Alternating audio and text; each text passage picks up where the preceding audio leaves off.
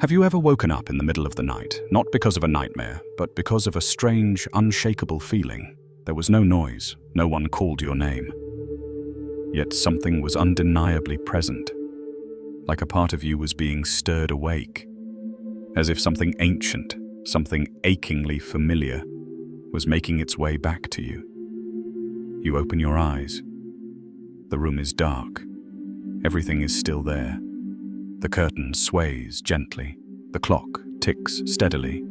Your phone lies silently by your bed. But something inside you, it is no longer the same. It's a feeling you can't quite name, an absence, but profound, an emptiness, yet strangely full of meaning. You lie still, not knowing why tears start to fall. It isn't sadness. It isn't pain. It's something else. A wave of longing with no name. A longing for a place you've never been. A person you cannot name. A promise you no longer remember making. And then you hear it. Not with your ears, but with your whole body. A call. As light as breath, as faint as a memory that never fully formed. A whisper that says, it's time to remember what you've long forgotten. Others might call it being overly sensitive. Burnt out. A side effect of days soaked in too many emotions. But you know, deeper than all that, this isn't the first time. You've felt this before. It comes back in waves, like a melody without a name. You've felt it when you locked eyes with a stranger across a crowded cafe, and for a moment, the world around you faded into silence. You've walked down a street you've never seen before, and somehow your feet moved like they remembered. You've heard a song you've never known, and yet your heart ached, as if it were a farewell hymn from a soul you once were. Carl Jung called it an echo from the collective unconscious, a place where memories go beyond the personal, where the soul brushes against something ancient and shared. Dolores Cannon said, "You are a soul with a body, not a body with a soul." You don't need to explain it. You only need to admit, I've felt this. That is the first step of remembrance, the first step to remembering, not someone else, but yourself, before your soul forgot who it was. Because maybe the wound you carry isn't just from yesterday. Maybe it's from lifetimes ago, where a lesson left unfinished still lingers beneath the surface. And maybe the dream you just slipped out of tonight wasn't a dream at all. Perhaps it was a fragment of memory, finally finding its way home. If all this leaves you confused, that's okay. Let that feeling rest quietly inside you like a seed, because the truest things always begin as a tiny whisper. You know, some memories don't live in the mind. They don't appear like a story with a beginning, a middle, and an end. They rise like a vague wave, sudden and wordless, triggered by something strangely specific, a stranger's eyes, a scent in the breeze, or a meaningless phrase that hits a little too deep.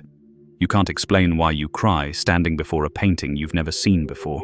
You can't make sense of the tightening in your chest when you step onto unfamiliar soil, yet feel as if you've come home. It's not an illusion. It's not emotional instability. It's soul memory, and it doesn't live in the brain. Michael Newton, the renowned regression hypnotherapist who guided over 7,000 people into recalling their life between lives, once said, "The brain does not store all memory. It's just a receiver. The soul holds the core impressions." The brain is a brilliant tool, but it's not the vault of eternal memory. What runs deepest belongs to the soul, and the soul doesn't recognize past, present, or future. It remembers in frequencies, in energy, in feelings. Maybe you were abandoned in a past life, and now you tremble every time someone walks away.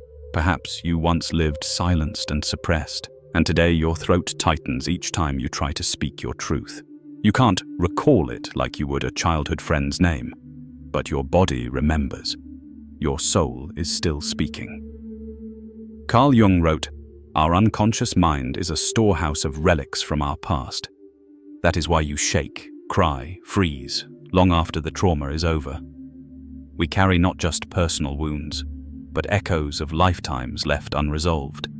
And sometimes someone shows up, not to love you, but to touch the crack you forgot existed. They're not a mistake. They are a door to the parts of you you've kept locked away for lifetimes. You could choose to shut it again, tell yourself it's nothing, just a passing emotion, just oversensitivity. Or you could pause and ask, what if this isn't just today's feeling, but a calling from lives before? Am I willing to listen? You don't need the answer now. The soul doesn't run on deadlines. It only asks one thing of you. Are you ready to open that door? There's a kind of loneliness you can't quite explain. You had just started to trust someone, and then they left. No goodbye, no argument, just silence. A cold space with no way back. You look back at the relationships you've had, and you notice a pattern that repeats itself like a quiet curse. The person you loved the most is always the one who leaves first. They didn't do anything wrong. They might have once been gentle, close, caring, but no matter how it began, it always ends the same. You're alone, again. And slowly, you start to believe, maybe, there's something wrong with me. You begin to ask, why am I always the one who gets left behind? Why does no one ever choose to stay with me? Am I not good enough? Not worthy of love that lasts? But these aren't just thoughts.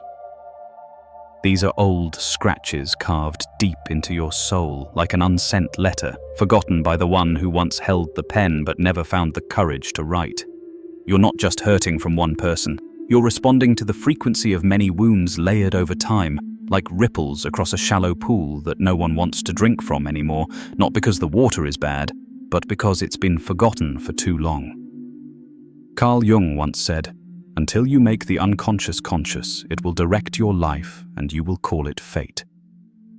Maybe you're not cursed at all. Maybe you're carrying a soul wound that's never been fully touched, a memory you've spent your life avoiding. Maybe it's the ache of a parent who left too soon when you were still too young to understand. Or the sting of a love that was never returned, planting the belief that you're someone never meant to be chosen.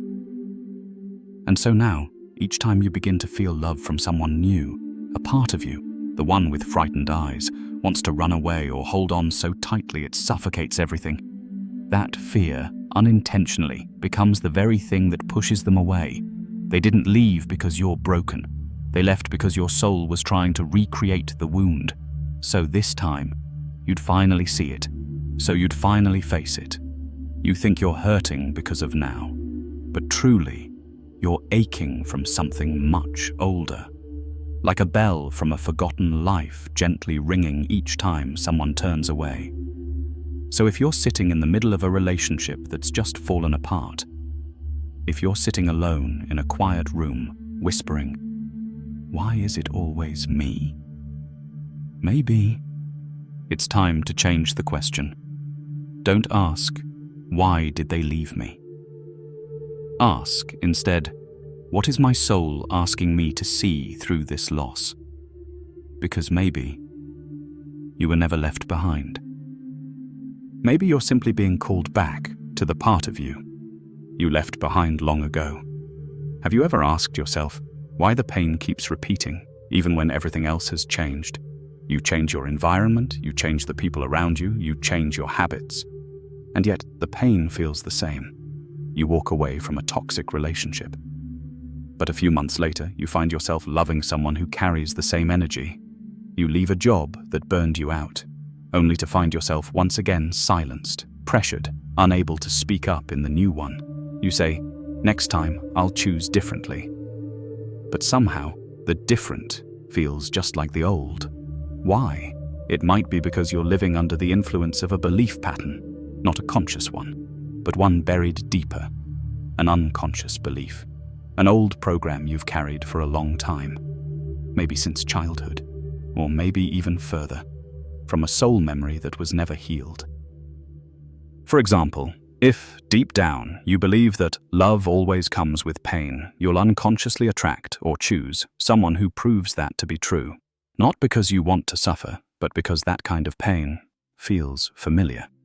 That memory is like a song you don't even like, but you keep replaying it because it's the one you've learned how to live with. You call it habit or personality, but really it's memory, disguised as a cycle. Carl Jung didn't just speak of the unconscious. He also said, neurosis is always a substitute for legitimate suffering, which means you might avoid the core emotion by drowning in patterns that hurt you in a way that feels safer. It's like someone with a wounded leg who never heals the injury, but just learns to limp, so they don't have to feel the raw pain. The more you repeat it, the more numb you become. And soon you start to believe, this must be what my life will always be. But if you can pause and look directly into the root questions, what belief is quietly controlling my life? Who was the first to plant the idea that I'm not enough? What memory is my soul asking me to revisit through this cycle? Then that becomes your first step toward awakening. Because the truth is, you're not repeating to suffer. You're repeating because the lesson isn't finished. The soul doesn't punish you by giving you the same circumstances again and again. The soul just wants you to complete the emotions you once abandoned.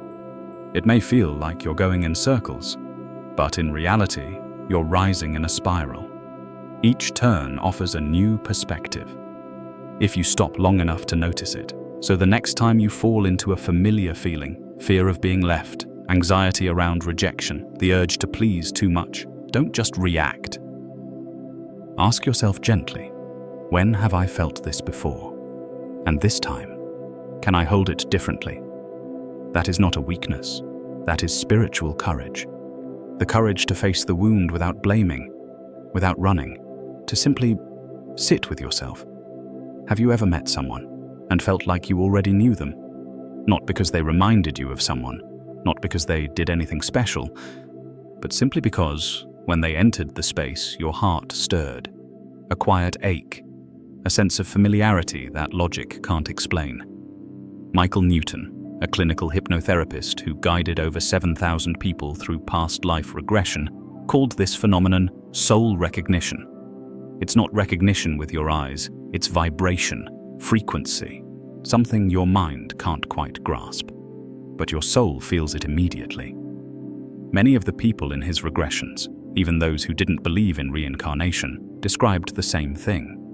I met someone, but their soul felt deeply familiar, as if I had once made a promise to them in another lifetime. Perhaps it was a promise left unfinished, a lesson not yet completed, a connection that never had a proper goodbye. In the soul realm, according to Newton, souls choose each other before being born. They don't just choose their families, environments, but also the souls who will appear at just the right moment to trigger a memory.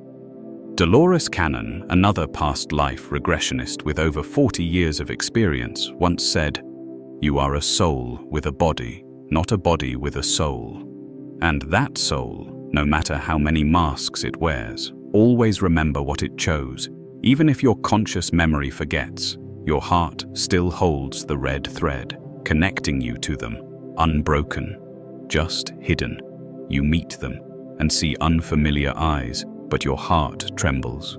You hear their voice, and your throat tightens, as if something long unsaid wants to come out. You stand before them, and the universe within you whispers, "We've met before." We still have something left unsaid. And strangely enough, these people don't always bring joy. They might be the ones who hurt you the most, who threw your world into chaos, but they're also the ones who wake you up, not to make you dependent, not to make you chase after them, but to help you remember something within yourself. Soul memory doesn't return as a movie. It comes back as feeling a sharp ache in your chest when someone walks by, a dream you can't shake, playing over and over, repeating situations even though you've changed so much. That's the test of a soul contract, not a binding fate. but a sacred agreement made before you were born. When we meet again in the next life, let's help each other remember. And sometimes that help comes wrapped in pain. You may forget everything, forget their name in a past life, forget the vows you once made, but your soul does not forget. And it's using every moment, every person to whisper, "It's time to remember." There's a quiet truth, one most people avoid. Not everything that happens to you is karma, and not every pain you carry is a punishment. Some people come into your life, not because you owe them something, but because your soul chose to learn something with them.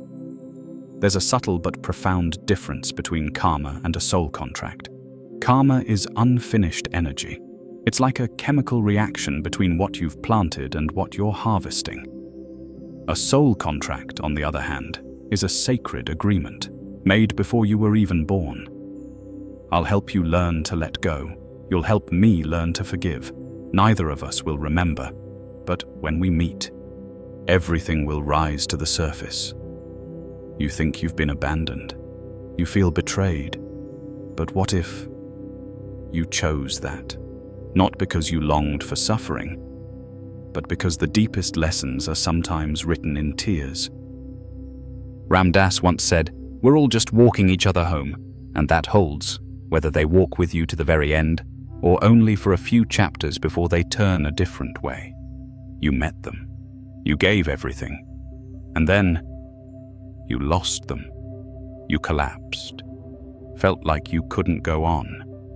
But from that very break, a new part of you began to live. Some loves are never meant to be complete. A smile that never became a lifetime. A stitch in your soul that never quite closed. And you keep asking why, but find no answer. So, maybe, pause. Ask differently. What am I learning through this loss? What is my soul trying to show me? Through the release of someone I thought was my destiny. Maybe you chose to learn surrender. Not because you're weak, but because letting go of what you love most, it is the highest form of soul growth. Maybe you agreed to return to a familiar place where an old promise was left unfinished. And this time you came back not to cling, but to close the chapter with love, without attachment. Many people believe, I must meet them again to be with them forever. But no, sometimes you meet again, just to learn how to leave at the right time. A soul contract doesn't always wear the face of a soulmate. It might show up as someone who breaks you, a situation that shatters you, a midnight moment that wakes your entire being, not to punish, but to bring you back to yourself. It's not fate forcing your hand. It's you, your soul, choosing to grow through something sacred, through eyes that once made your heart tremble, through hands that once held you in the coldest nights, through a voice that once spoke so gently, then disappeared. Have you ever heard a song that made your chest tighten, even though you'd never heard it before? Have you ever glanced at the clock, and it was 11:11? Then, a few days later, 22:22, and somehow, deep inside, without any logic, you just knew. Something is trying to reach me. Carl Jung called it synchronicity, a meaningful coincidence. Not superstition, not randomness, but an underlying structure of consciousness, where your inner world and the outer one briefly collide. A symbol, a number, a song, a stranger's expression. All of them can become rays of light between two worlds. Like is standing between two doors, one opening into the present and the other into soul memory returning. You don't need to understand it right away, because the soul doesn't speak in logic. It speaks in rhythm, in sudden, inexplicable sensations. You might dream of something strange, a key, a crane, a symbol you've never learned. But when you wake, you feel as if someone just whispered your name. In a language older than words, in those moments, soul memory is whispering. Dolores Cannon once said, "The soul remembers in ways the logical mind cannot grasp," and Carl Jung described such signs as archetypes, timeless images that live deep in the human psyche, beyond culture, beyond time. When you keep seeing the same image, when the same phrase keeps echoing, when something small makes your eyes well up for no reason, don't rush to analyze it. Let it exist, like a seed that hasn't bloomed yet. Synchronicity doesn't ask you to decode it. It only asks, are you listening with your intuition? Are you still enough to notice this is not an accident? It's like your soul is tucking little notes into your journal. I'm still here. I remember what we chose. Keep going. Maybe you were once a healer, lived deep in a forest, lost someone in a lifetime long forgotten. And now, when you hear a melody or see a symbol, that moment isn't new. It's returning. Not everything needs to be named. Some things just need to be felt deeply enough, and they will open on their own. A 5-year-old child draws a spiral over and over again. No one taught them. No one asked them to copy anything. When asked, the child simply says, "I saw this shape in a dream a long time ago." An adult walks out of a meditation session and suddenly bursts into tears, triggered only by the gaze of the person sitting across from them.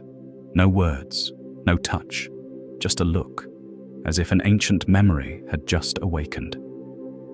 Through eyes once known, in a different form. Dolores Cannon once said, "Symbols are soul triggers. Symbols don't exist to entertain the mind. They knock on the doors of memory you once locked away." Symbols are not a second language. They are the first. They came before sound, before the alphabet. They speak through fields of energy, no translation needed.